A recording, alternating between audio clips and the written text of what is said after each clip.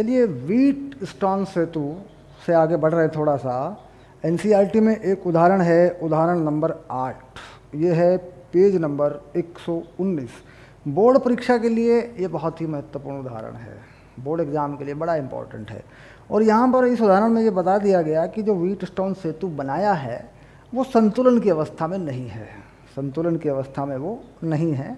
उसमें ये बीच में प्रतिरोध है गैल्वेनोमीटर का, इसमें भी धारा होगी। ठीक है, चलिए उसको हल करते हैं। यानी इसमें संतुलन की अवस्था वाला मामला नहीं लगेगा, वो एक परिपथ की तरह होगा।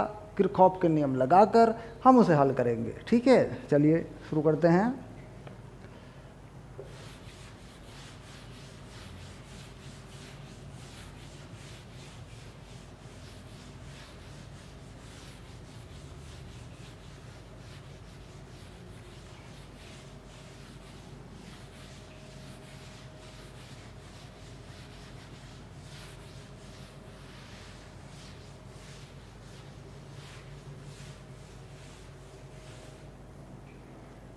तो सबसे पहले तो इसका नंबर लिखते हैं। ये किस नंबर का सवाल है?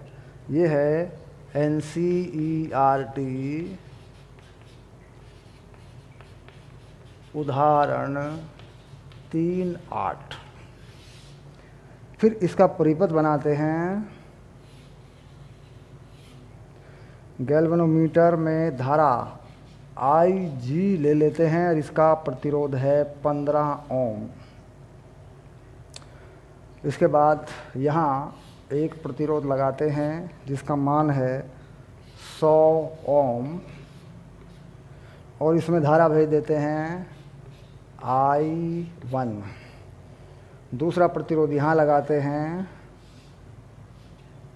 इसमें धारा भेज देते हैं I2 और इसमें भेज देते हैं 60 ओम का ये प्रतिरोध है। बिंदु है ये A और ये बिंदु है B, ये बिंदु है D। एक प्रतिरोध और आगे लगाते हैं, इसमें धारा पहुंच रही है I1 माइनस IG और ये प्रतिरोध है 10 ओम का, ऐसे। और यहाँ पर एक प्रतिरोध है 5 ओम का और इसमें धारा पहुंच रही है I2 प्लस IG और इधर से आने वाली जो धारा है वो है I1 प्लस I2, जिसको तुम I भी कह सकते हो। I1 प्लस I2 दो हिस्सों में बंट रही है। ठीक, और आगे की तरफ जो यहाँ से जाएगी वो फिर निकल जाएगी I1 प्लस I2। ठीक, धारा का ये बंटवारा बहुत ध्यान से करना होता है। यहाँ से I1 प्लस I2 लेंगे तो देखेंगे इस बिंदु पर धारा I1 और I2 यहाँ से निकल रही हैं। इस बिंदु पर देखेंगे तो I1 में से IG अगर नीचे को चली गई गैल्वेनोमीटर में तो कितनी बचेगी? I1 minus IG। कुल धारा का योग यहाँ पे 0 होना चाहिए। आने वाली बराबर, सभी जाने वाली दोनों का योग जो है यहाँ पे बराबर होना चाहिए। अब यहाँ से I2 आती है, ऊपर से IG आती है तो मिल के जाएगी I2 प्लस IG। अब I1 minus IG, I2 plus IG यहाँ मिलेंगी तो बना लेंगी I1 प्लस I2। और इसमें इसको जोड़ दिया गया 10 वोल्ट की बैटरी से।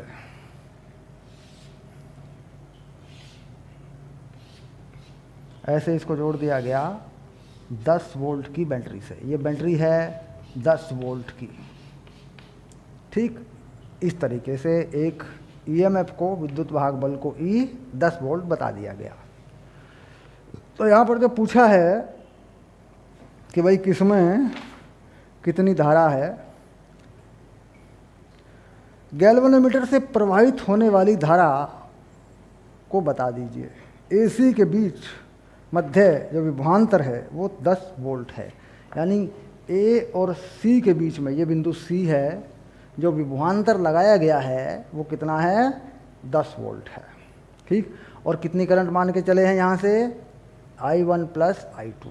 I1 प्लस I2 को, I1 प्लस I2 को I भी लिख सकते हो तुम। I कुल धारा कितनी? I। ठीक। और हमें निकालना क्या है, मान ज्ञात करना किसका है, आई जी का मान ज्ञात करो, है ना। ये देखो ये हमें करना है, आई जी का मान ज्ञात करो। ठीक,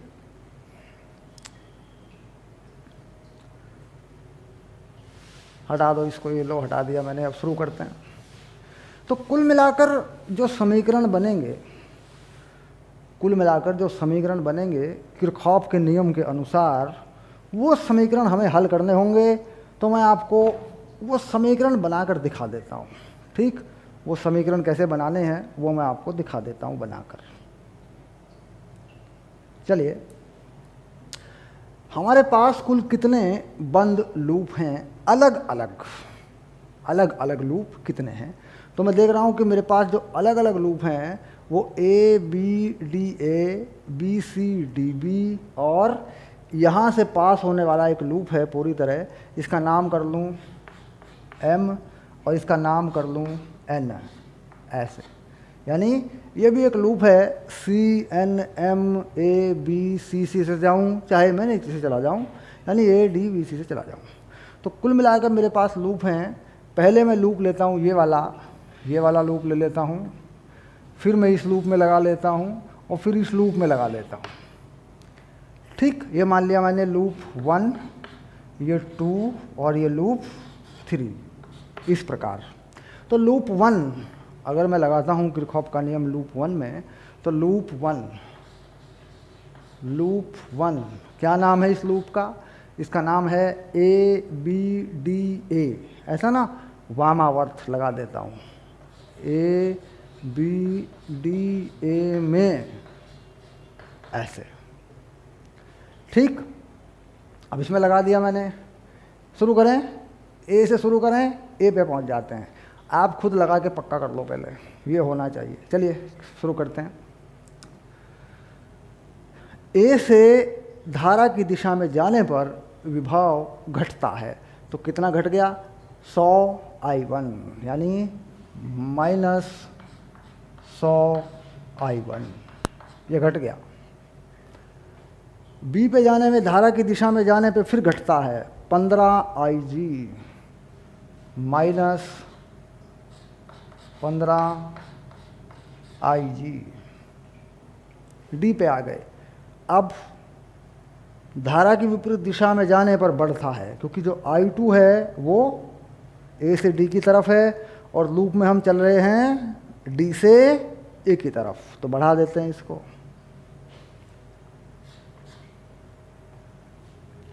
60 I2 और ये टोटल होगा जी 0। ठीक, ओके, डन। चलिए, अब इसके बाद हम लेते हैं लूप 2। इसका नाम क्या है, इसका नाम है B C D B, B C D B में। ठीक, लूप इसे बोल देते हैं हिंदी में पाश। ठीक, देखो पाश 1 है ना, चलो इसे ब्रैकेट में कर देता हूँ, लो इसे बोल दिया पाश, चलो इसे ब्रैकेट में कर देता हूँ, लो। ठीक, ओके, डन। चलिए अब इसमें शुरू करते हैं। बी सी डी बी, बड़े आराम से समझो, मज़े मज़े में समझो, मज़े मज़े में पढ़ो, आराम में रहो। ठीक, चलिए शुरू करते हैं। लगा लो, तुम लगा लो। बी से सी पे जाने पर, धारा की दिशा में जाने पर, धारा की दिशा इधर ही है, देखो ये रही धारा की दिशा, क्योंकि यहाँ से I1 आई जी नीचे को चली गई तो ये आगे को बची, है ना। धारा की दिशा में जाने पर विभव घटता है। लेकिन आपने सोचा होगा सर, आप अक्सर बोलते हो विभव घटता है, किसका विभव घटता है, किसका विभव घटता है। यानी धारा की दिशा में हम ये मान लें कि जो इलेक्ट्रॉन है वो विद्युत धारा की दिशा के विपरीत चलता है। ठीक, वो ऊर्जा प्राप्त करता है, ऊर्जा प्राप्त करता है, तो बैटरी से दिया जाने वाला विभव घटता है। बैटरी से जो दिया जा रहा है वो विभव घटता है, इलेक्ट्रॉन को विभव मिलता है, तो कुल मिला के विभव घटता है। अगर इस विभव को देखें करंट के साथ, तो करंट की दिशा में जाने पर प्रतिरोध को जब इलेक्ट्रॉन पार करता है उल्टी दिशा में, तो एनर्जी को खराब कर लेता है, विभव को खा लेता है। ठीक, तो इसीलिए कहते हैं कि भाई विभव घटता है। ठीक, अब इसके बाद बी से सी पे जाने पर घट गया, यानी आ गया माइनस I1 माइनस IG, और ये है 10 ओम का है। सी से डी पे जाने पे धारा की विपरीत दिशा में आ रहे हैं, देखिए बढ़ेगा, विभव बढ़ेगा, प्लस कितनी धारा है I2 प्लस IG, ये रही देखिए I2 प्लस IG, उधर को गए तो प्लस हो गया 5 IR विभवांतर इन प्रतिरोध में विभवांतर। चलिए अब D से ऊपर चले तो फिर धारा की विपरीत दिशा में चले तो ये प्लस हो गया 15 IG, ये आ गया देखिए 15 IG। ओके, और ये हो गया जी 0। ठीक, ये लगा दिए मैंने दोनों लूप। ठीक, दोनों लूप लगा दिए, 2 समीकरण तैयार हैं। अब बात करते हैं तीसरे समीकरण पर। पाश लूप 3, क्या नाम लिखें? किसी भी रास्ते से जाइए, देखिए ए से चलिए, ABCMNMA पे आ जाइए, M से चलिए MABC ऐसे जाइए, या ऐसे ADC से चले जाइए, या यहाँ से बीच में होके यूँ चले जाइए, जो छोटा लगे उसमें चले जाइए, कोई बात नहीं, सब चीज़ सेम होती है। ठीक, अब M से चलें और M पे आ जाएं, तो मैं लिख रहा हूँ MABCN, MABCN M में, यानी मुझे M से चल के और M पे आना है, वापस नहीं जाना होता, मान लीजिए मैं यहाँ से चलूँ और जो घूम के M पे आ जाऊँ, ठीक, तो वापस नहीं जाना होता। अगर वापस भी जाएंगे तब भी एक समीकरण बनेगा, और उस समीकरण के उत्तर गलत नहीं होंगे, आंसर वो भी ठीक देगी आपको। ठीक है, लेकिन वापस जाया नहीं करते, वापस जाने से और चीज़ें फिर छूट जाती हैं, कुछ चीज़ें शामिल नहीं होती, इसलिए लूप में कभी वापस नहीं जाया करते।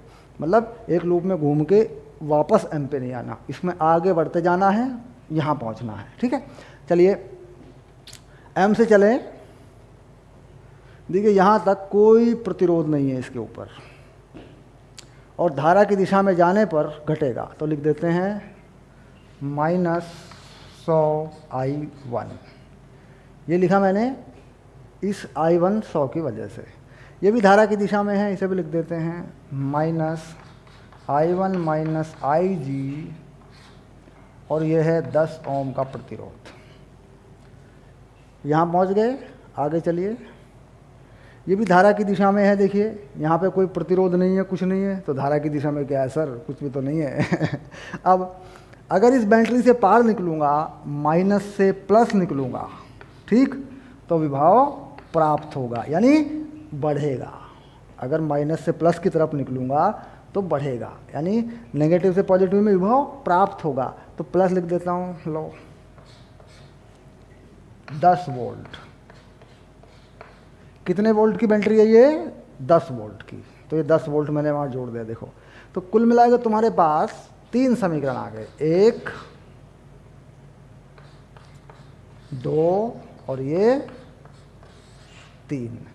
इन तीनों समीकरणों को अब तुम्हें हल करना होगा, इन 3 समीकरणों को अब तुम्हें हल करना होगा, और हल करके तुम्हें IG का मान निकालना होगा। अब कैसे करोगे इन्हें हल? इसमें से I1, जो I1 है, I1 और I2 जो है वो मिलाने पड़ेंगे, I1 और I2 के मान निकाल के हटाने पड़ेंगे, तब IG आएगा। अब देखिए यहाँ से मैं क्या कर रहा हूँ, I1 और I2 कोई मैं एक समीकरण बना लेता हूँ, और यहाँ से भी I1 और I2 में एक समीकरण बना लेता हूँ, उसमें से I1 और I2 के मान निकाल लेता हूँ, वो यहाँ डाल देता हूँ, तो तीसरे वाले से मुझे क्या मिल जाएगा? IG मिल जाएगा। ये हल करने का तरीका है। बाकी हल करें अपने तरीके से आप, समीकरणों को हल करना आपने 9वीं कक्षा में सीख लिया होगा, ठीक है। हल करें और आई जी का मान मैं बता रहा हूँ 4.87 मिली एम्पियर। उत्तर कर देता हूँ फाइनल। आई जी का मान 4.87 मिली एम्पियर, बस ये उत्तर है, ठीक। उद्देश्य क्या है इस सवाल का? इस सवाल को कराने का उद्देश्य है कि हर व्हीटस्टोन सेतु संतुलन की अवस्था में नहीं होता। बच्चे क्या करते हैं कि सीधा बीच वाले को काट देते हैं, है ना, सीधा काट देते हैं। ऐसा नहीं करना, पहले चेक करेंगे संतुलन की अवस्था में है या नहीं। अगर है तो बीच वाले को हटा देंगे, नहीं है तो यही नियम है, यही विधि है, यही 3 समीकरण बनाने हैं और इसी के तरीके से फिर हल करना है।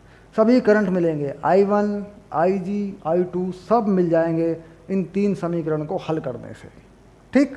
अब इसके बाद अगले टॉपिक में चलेंगे, मीटर सेतु, ठीक है। ले रहे हैं मीटर सेतु।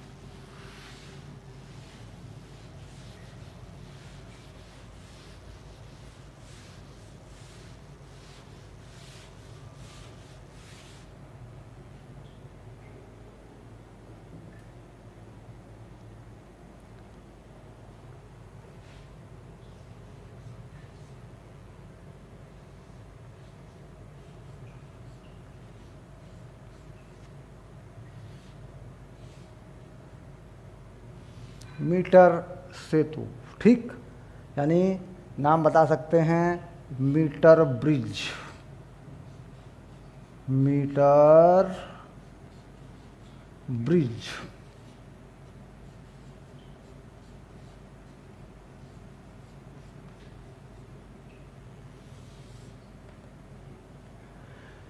मीटर ब्रिज क्या है? कहता ये भी एक परिपथ प्रबंध है। मीटर ब्रिज एक परिपथ प्रबंध है, यानी क्या लिखें कि मीटर ब्रिज जो है, मीटर सेतु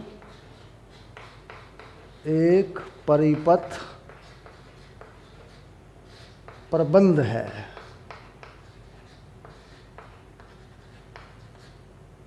क्या काम है इसका?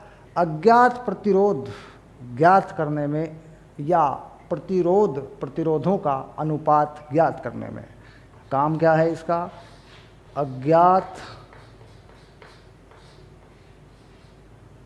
प्रतिरोध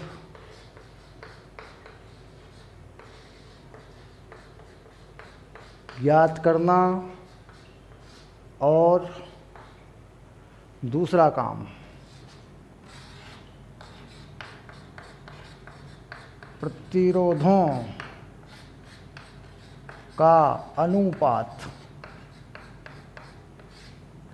ज्ञात करना।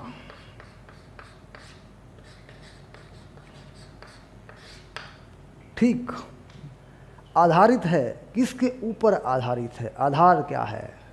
आधार लिख देंगे, यह व्हीट स्टोन सेतु के सिद्धांत पर, व्हीट स्टोन सेतु के सिद्धांत पर आधारित है। ठीक, जो व्हीट स्टोन सेतु का सिद्धांत है यह उस पर आधारित है। ठीक, अब देखो मैंने ना सिद्धांत में ये भी लगा दिया, मैंने इसे हटा देता हूँ। चलो सिद्धांत बन गया, देखो सिद्धांत।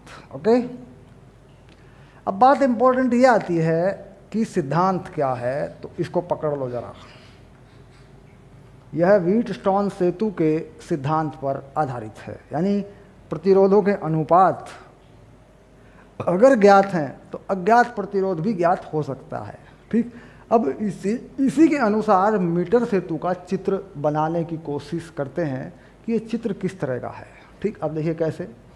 इसमें क्या है, लोहे की पट्टी, धातु की पट्टी, लोहे की पट्टी कह सकते हैं, कोई दिक्कत नहीं है।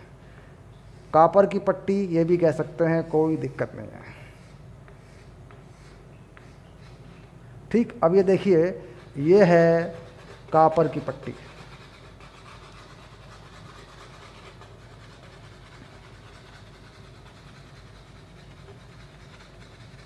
ये धातु की पट्टी है। ठीक, बीच में गैप है, फिर एक धातु की पट्टी है, ऐसे। ये पट्टियां बड़ी बड़ी क्यों हैं? आप सोचते होंगे ये पट्टियां बड़ी बड़ी क्यों हैं, इन पट्टियों की जगह पे तार क्यों नहीं लगा रखे, मोटी मोटी पट्टियां क्यों बना रहा हूं मैं? ये देखिए चालकता के लिए है, अच्छी चालकता बनी रहे। अगर ज़्यादा अनुप्रस्थ काट के क्षेत्रफल में से, ज़्यादा अनुप्रस्थ काट के क्षेत्रफल में से करंट चलना पड़े, करंट को चलाना पड़े, धारा को चलाना पड़े, तो अच्छा चलती है वो, उसका प्रतिरोध कम होता है। तो चालकता को बनाए रखने के लिए ये पट्टियाँ मोटी हैं, धातु की हैं। ठीक है, चलिए अब ये भी हो गई एक पट्टी, और यहाँ पे भी लगा दी एक पट्टी, देखो ऐसे।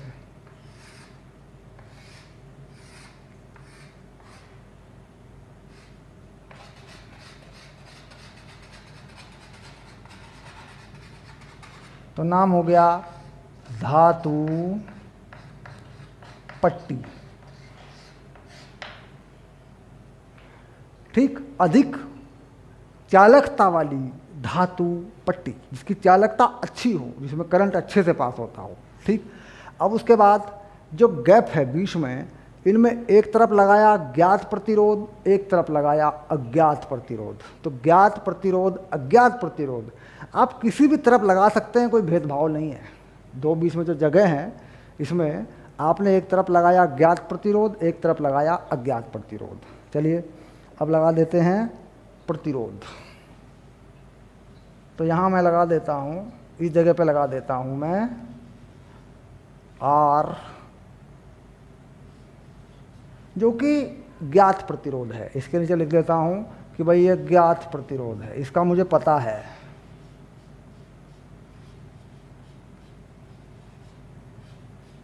ठीक, और यहाँ लगा देता हूँ अज्ञात प्रतिरोध, इसका मुझे पता नहीं है भाई। देखो सीधी है बात, ये X है और ये है अज्ञात प्रतिरोध।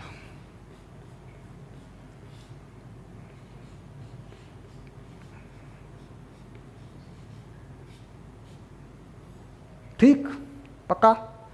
अब मैं इसमें धारा पास कराऊंगा, लेकिन मैं कुछ ऐसा प्रबंध करूंगा कि ये जो संबंध है, प्रतिरोध के जो संबंध है, इनको बीच में एक ब्रिज पर ले आऊंगा मैं, एक गैल्वेनोमीटर पर मैं ले आऊंगा। यहाँ से मैंने जोड़ा और एक गैल्वेनोमीटर जोड़ा मैंने, देखो ये रहा गैल्वेनोमीटर, इसको लिख देता हूँ मैं गैल्वेनोमीटर। ठीक, क्या नाम है इसका? पक्का सर याद हो गया, गैल्वेनोमीटर। क्या काम है इसका? ये बताता है करंट है या नहीं, करंट उपस्थित है या नहीं, जो कि नहीं होनी है, करंट होना नहीं है। संतुलन की अवस्था में इसमें करंट होना नहीं है। ठीक, अब इसके बाद मैं 1 मीटर लंबी एक तार लेता हूँ और उसे एक पैमाने पर रख देता हूँ, एक स्केल पर रख देता हूँ। ठीक, अब मैं क्या करता हूँ, इन दोनों बिंदुओं को जोड़ता हूँ और एक 1 मीटर लंबी तार लेता हूँ। ठीक, 1 मीटर लंबी तार, अच्छी चालकता वाली तार। इस तार की लंबाई क्या है? इसे मान लेता हूँ A, इसे मान लेता हूँ B। 1 मीटर लंबी तार, अच्छी चालकता वाली 1 मीटर लंबी तार है ये। इसके नीचे मैं एक 1 मीटर का स्केल लगा देता हूँ। देखो ये लगा दिया मैंने 1 मीटर का स्केल। अब इस पर मैं 1 मीटर बना दूंगा, देखो अभी।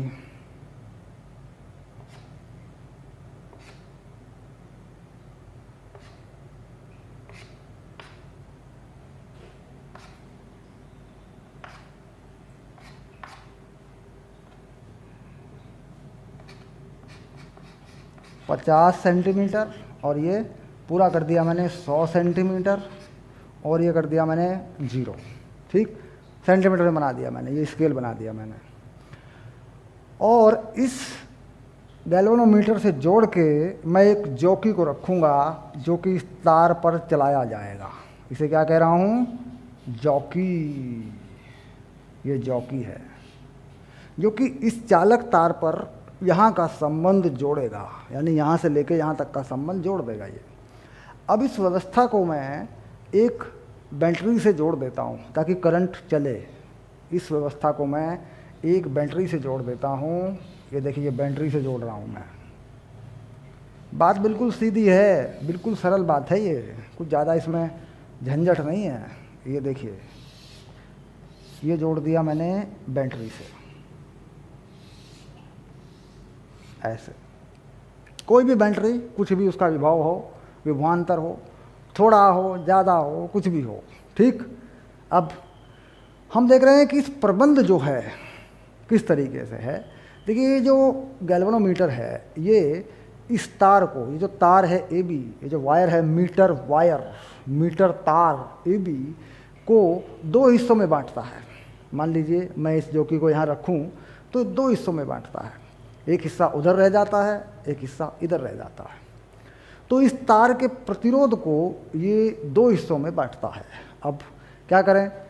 तार का जो प्रतिरोध है कितना मान लें? ए बी का प्रतिरोध, तार ए बी का प्रतिरोध, इसे मान लेते हैं आर ए बी। और याद रहे रो एल, यानी रो एल कितना है इसका पूरा? 100 सेंटीमीटर बटे ए, ये है। अगर मैं इसकी लंबाई को 100 सेंटीमीटर में लिखूं तब, अगर मैं इसकी लंबाई को 1 मीटर में लिखूं तो यहाँ पूरी लंबाई लिख देता हूँ मैं, पूरी 1 मीटर लंबाई। रो एल अपॉन ए इसका प्रतिरोध है। अगर मैं इसके इस हिस्से का प्रतिरोध रखूं, इसे एल बना लूँ लंबाई को, और इसे दूसरे वाली लंबाई को बना लूँ 100 माइनस एल, ऐसे, तो यहाँ का प्रतिरोध कितना होगा? इस हिस्से का प्रतिरोध कितना होगा? इस बिंदु को मान लो P, तो क्या हो जाएगा? R A P rho L upon A, rho L upon A, है ना। ए क्या हुआ? इस तार के अनुप्रस्थ काट का क्षेत्रफल। और रो क्या हुआ? इसकी प्रतिरोधकता, जो कि प्रतिरोध का सूत्र है। अब दूसरे हिस्से का मान लूँ पी बी, कितना होगा? R P B rho L minus 100 minus L, कितनी लंबाई है? 100 माइनस एल बटे ए। ठीक, तो ये मैंने देखिए एल और 100 माइनस एल, ये मैंने सेंटीमीटर में लिखा।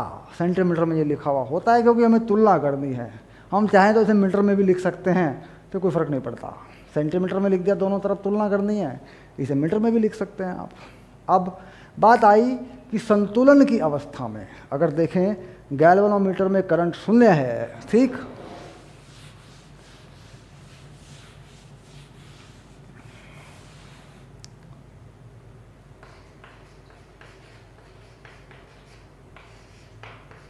संतुलन की अवस्था में आई जी बराबर 0, आई जी बराबर 0 यानी गैल्वेनोमीटर में करंट 0 है। ऐसी हमने जॉकी को यहाँ एल पे इस तरीके से लगाया है। तो अब सीधा हो गया मामला। अब ये जो देखिए एक्स और इसके नीचे ये हो गए R1 R2 व्हीट स्टोन सेतु में, और ये हो गए R3 R4, यानी तुलना कर दे, दोनों तरफ के रेजिस्टेंस का अनुपात लगा दें तो ये हो गया एक्स बटे रो एल बटा ए बराबर आर रो 100 माइनस एल बटा ए। ये हो गया। दोनों तरफ के प्रतिरोध जो है R1 बटे इस हिस्से का प्रतिरोध R2, R बटे इस हिस्से का प्रतिरोध P से B तक का वो यहाँ लगा दिया मैंने। ठीक, अब इसके बाद इस चीज़ को हटा देता हूँ, दोनों तरफ से कैंसिल कर देता हूँ, काट देता हूँ इसको ऐसे। तो ये मेरे पास एक सूत्र बन के आ गया जो मीटर सेतु का सूत्र है।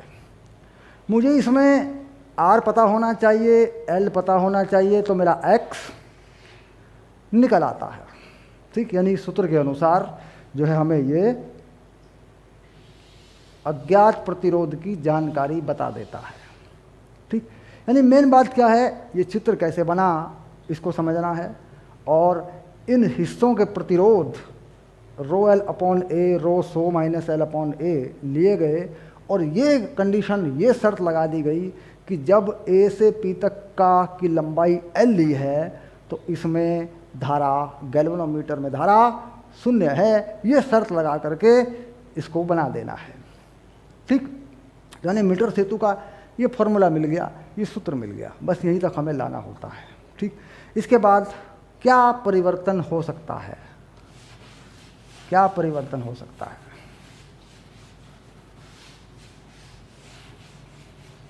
देखिए, सबसे पहली बात होती है, यदि गैल्वेनोमीटर और बैटरी को बदल दिया जाए, यानी गैल्वेनोमीटर की जगह पे बैटरी लगा दी जाए और बैटरी की जगह पे गैल्वेनोमीटर लगा दिया जाए, तो संतुलन के बिंदु पर कोई फर्क नहीं पड़ता। यानी यदि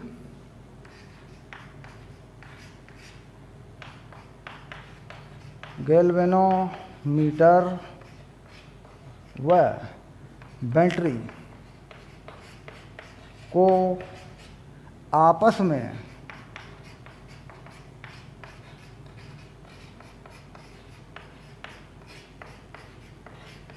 बदल दिया जाए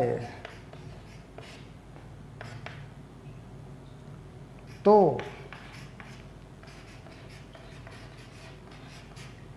संतुलन की अवस्था पर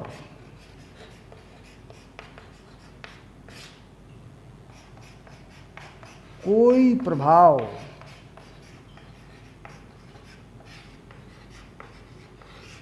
नहीं पड़ता। बहुत ही महत्वपूर्ण बात है। यानी अगर इस बैटरी को हटा के गैल्वेनोमीटर की जगह लगा दूं और गैल्वेनोमीटर को हटा के बैटरी की जगह लगा दूं, तो इस संतुलन की अवस्था पर कोई फर्क नहीं पड़ेगा। यानी गैल्वेनोमीटर में करंट फिर से 0 आ जाएगा। यानी ये बैलेंस बना रहेगा, ये संतुलन बना रहेगा, ये अनुपात बना रहेगा। ठीक, क्यों? क्योंकि ये दोनों एक दूसरे के सापेक्ष ब्रिज पर हैं, एक दूसरे के सापेक्ष ब्रिज पर हैं। अगर बैटरी से देखा जाए तो गैल्वेनोमीटर का पुल है, दोनों तरफ प्रतिरोध हैं, और अगर यहाँ बैटरी लगा दूँ फिर इस गैल्वेनोमीटर यहाँ लगा के देखूँ तब भी दोनों तरफ प्रतिरोध हैं, प्रतिरोध का पुल है। ठीक, तो कुल मिला के इस तरीके से एक बार देख लें, पक्का कर लें।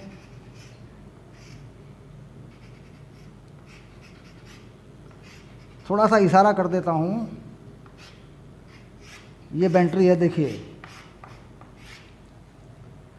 अगर इस बैटरी को यहाँ से हटा लूँ और यहाँ लगा दूँ इसको, यानी बैटरी को यहाँ लगा देता हूँ, देखो, और यहाँ गैल्वेनोमीटर लगा दूँ ऐसे, तो आप समझ सकते हैं कि कोई फर्क नहीं पड़ेगा संतुलन की अवस्था पर। क्यों?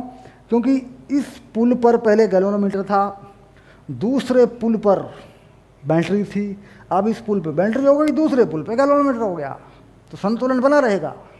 बैटरी और गैल्वेनोमीटर को आपस में बदल देने पर व्हीटस्टोन ब्रिज में भी और मीटर ब्रिज में भी कोई फर्क नहीं पड़ता। बैलेंस पॉइंट पर कोई फर्क नहीं पड़ता। बैलेंस जहाँ है वहीं रहता है, संतुलन जहाँ है वहीं रहता है। ठीक, यानी प्रतिरोधों के अनुपात पर कोई फर्क नहीं पड़ता। गैल्वेनोमीटर में धारा 0 यहाँ पर है, यहाँ लगा देंगे तब भी 0 आ जाएगी, जो कि त्यों, यहाँ बैटरी लगा दीजिए। ठीक, एक बात ये है, दूसरी जो बात है वो क्या है?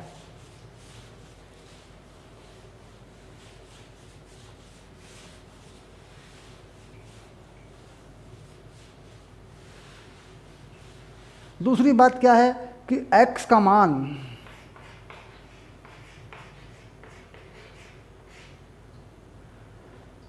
अधिक से अधिक शुद्ध हो, x के मान में शुद्धता हो।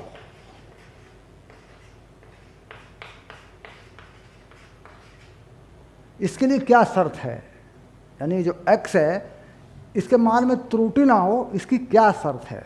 कहता है जो संतुलन बिंदु है वो इस तार के मध्य बिंदु के आसपास होना चाहिए। यानी x का मान अधिक शुद्ध हो, इसलिए संतुलन बिंदु मीटर तार के मध्य बिंदु के आसपास होना चाहिए। यानी x के मान में शुद्धता हो, इसके लिए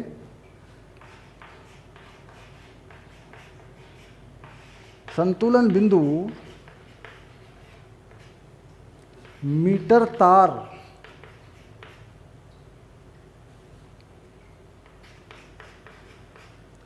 के मध्य बिंदु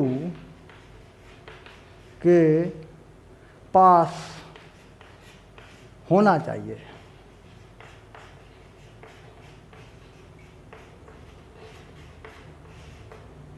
अब ये क्यों होना चाहिए? देखिए ये अनुपात है, ये अनुपात है। अनुपात का मतलब है कि त्रुटि को कम कर दिया जाए। जब अनुपात दोनों तरफ बराबर बराबर होने लगते हैं और ये प्रतिरोध लगभग एक दूसरे के बराबर होने लगते हैं तो त्रुटि कम आएगी। फिर अगर मान लीजिए इस L को घटाता जाऊँ, यहाँ पे लूँ मैं रीडिंग, यहाँ पे लूँ, तो त्रुटि बढ़ेगी। यानी अनुपात पर जब कोई चीज़ निर्भर करती है तो जब उनके मान बराबर होने लगते हैं तब त्रुटि भी घटने लगती है। ठीक, तो इसका मतलब ये होता है कि अनुपात पर निर्भर है, रेशियो पर निर्भर है। मध्य बिंदु पे जाएंगे तो अनुपातों के कारण त्रुटि घट जाएगी, मध्य बिंदु पे आकर त्रुटि कम से कम होगी, तो n का मान अधिक शुद्ध मिलेगा आपको। ठीक, अधिक शुद्धता तक n का मान मिलेगा, सॉरी x का मान मिलेगा, x के मान में त्रुटि कम होगी। तो ये दो बातें याद रखनी हैं। पहली बात मैंने क्या बताई, गैल्वेनोमीटर बैटरी को आपस में बदल लो, कोई फर्क नहीं पड़ेगा। अधिक शुद्धता तक x का मान जांच करना है तो ये रीडिंग, ये बैलेंस पॉइंट जो है ये मध्य बिंदु के आसपास आना चाहिए। यानी R को इस प्रकार बदल लें, R को इस प्रकार फिक्स करके लगाएं, चेंज कर करके ठीक कर करके देखें कि गैल्वेनोमीटर में करंट 0 तब आए जब ये मध्य बिंदु के आसपास हो, तो प्रतिशत त्रुटि या त्रुटि x में नहीं आएगी फिर। ठीक, ये दो बातें हैं। अब चलते हैं इस पे, सवाल करते हैं, उदाहरण लेते हैं।